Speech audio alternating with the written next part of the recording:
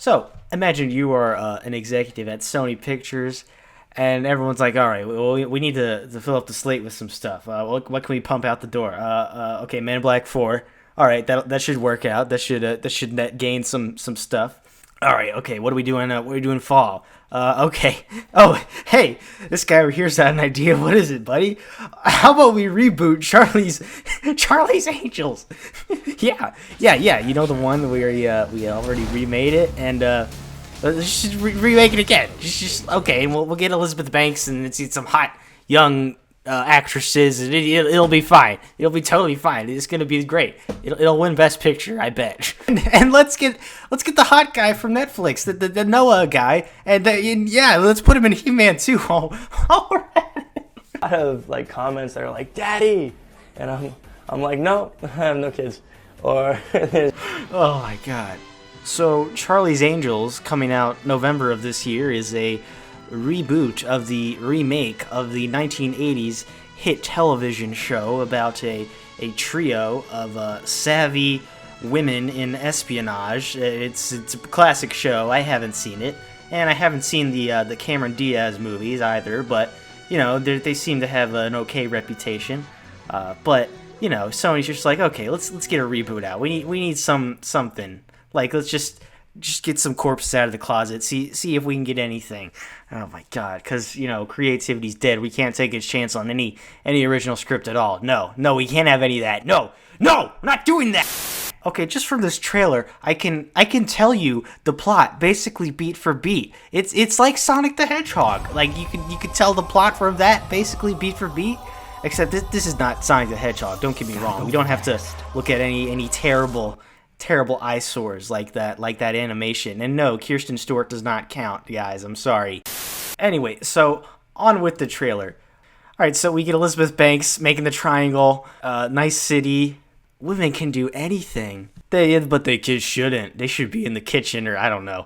And then Kirsten Stewart's all like, oh, yeah, I'm strangling him with a cord. And the guy's like, oh, wait, let's see what happens. She's definitely not a spy, but we can just wait. No, you should have just shot her, man. She was obviously harming him.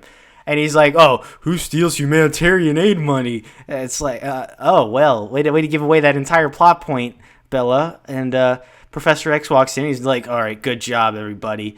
Like, well, why was the chief out in the field with them? I don't know. I haven't seen the other Charlie's Angels stuff. Is this a running thing? I don't know. And we see that they have really nice wigs. We see that, yes, Sony is proud to put their logos behind this, and boxing. And then we get our next act, which is the next part of the movie. That whole beginning part was the intro to see how badass these Charlie's Angels are. We introduce the bassist from Lemonade Mouth. And if you want to say, oh, no, she's Princess Jasmine, or she's Kimberly from Power Rangers. No, she's the bassist from Lemonade Mouth, all right? Shut the f*** up.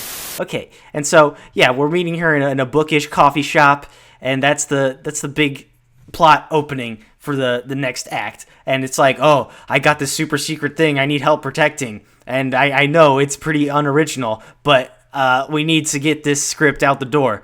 Okay. And the British woman's like kicking some ass, and then we'll hijack her and recruit her, because, you know, computer programmers, they're known for their fighting skills, and they'll be really great as a spy. So yeah, and it's like, oh, you're not a waitress? No, I'm Jane. And like, nobody really remembers Charlie's Angels enough for you to just say, oh, I'm Jane. It's like, oh, yo, that's Jane. It's not like, yo, I'm Black Widow. And yet, they definitely wanted Scarlett Johansson for this movie in Kirsten Stewart's role. Don't tell me that conversation didn't take place behind some closed doors. Anyway, she's like, oh, I'm Jane. I don't know who that is. Whatever.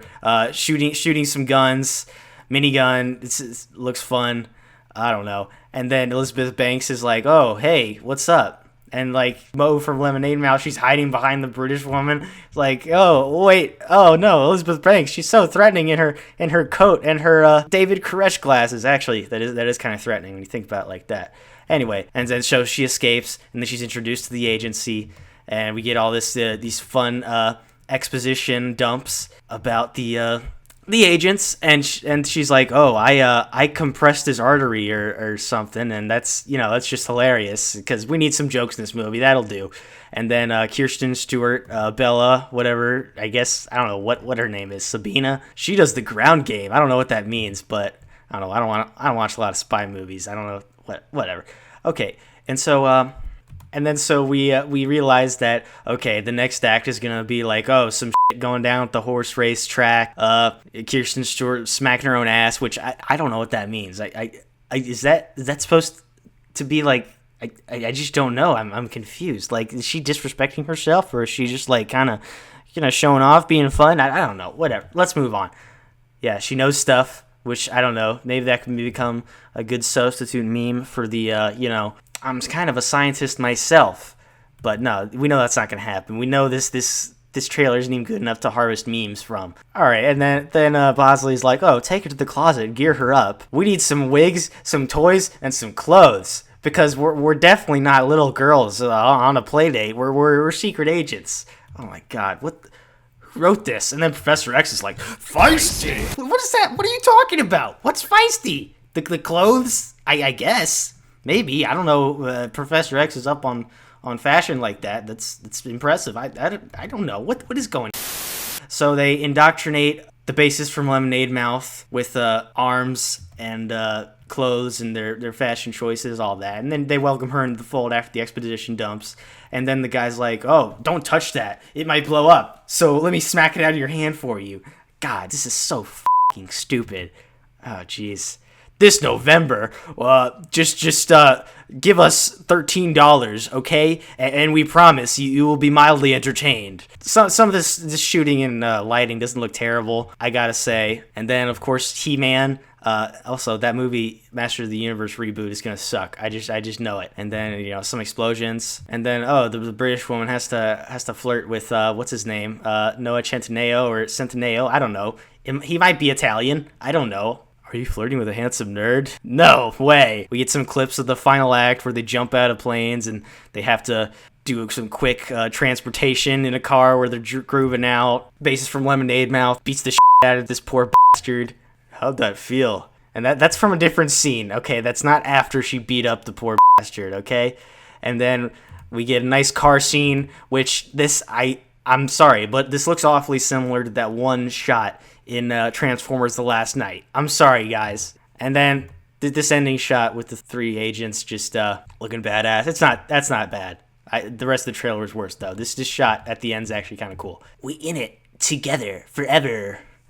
Logo. Title, Charlie's Angels. Oh my god, they're remaking Charlie's Angels. I love that movie from 2000, about 19 years ago, and the sequel. Oh my god, I can't believe they're remaking it. Oh yes, I can't wait. No, but nobody gives a shit, okay? Charlie's Angels, come on, man. This movie's gonna bomb. Expect a 25 million opening weekend. That's my optimistic estimate. Elizabeth Banks, you know what? I gotta give her something. She probably knows that this is just a corporate cash grab. But, she's taking it. And you're like, whatever, put my name on that shit all over. Tommy Wiseau levels of exposure for me. I'm going to own this. I don't care if it fails, all right?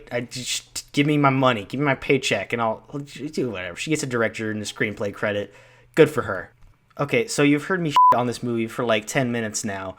And I'm going to go ahead and surprise you and say, you know what? I don't care. I'm gonna go see this movie opening night, Thursday night in November.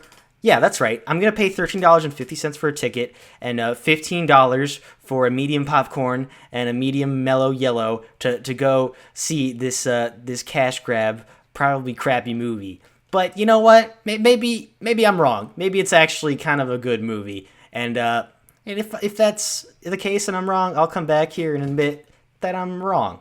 But I don't think I am. I think this movie is probably going to suck, but I think I'll get a good laugh out of it. So even if I'm pretty sure that the movie's gonna flop, one thing I'm definitely sure of is that this new theme song slaps. I don't like that, boy. You guys are Godfather Waltz, move over. This is a new soundtrack great. Move the f*** over, Godfather Waltz.